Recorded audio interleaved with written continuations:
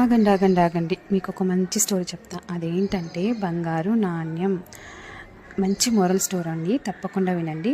సీతారాముడిపేటలో ఉండే బంగారాజుకి యుక్త వయసు వచ్చింది. అతడి మిత్రులందరూ తమకు చేతనైన పనులు చేస్తూ జీవితంలో స్థిరపడ్డారనమాట.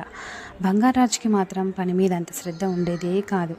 అతని స్నేహితుల్లో కొందరికి పెళ్ళి అయిందనమాట. తనకు పెళ్లి చేసుకోవాలని తండ్రి ముత్యాల రాజుని అడిగాడు.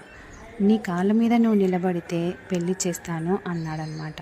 ఒక పని చెయ్యి, ఒక బంగారు నాణ్యం తెచ్చి నా చేతిలో పెట్టు, ఆ తర్వాత నీ పెళ్లి గురించి ఆలోచిస్తాను అన్నాడు తండ్రి. అంతేనా అనుకుంటూ వెళ్ళాడు బంగారాజు.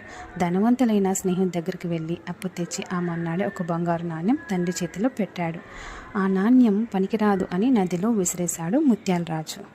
ఎందుకలా చేశాడో బంగారాజుకి అర్థమే కాలేదు.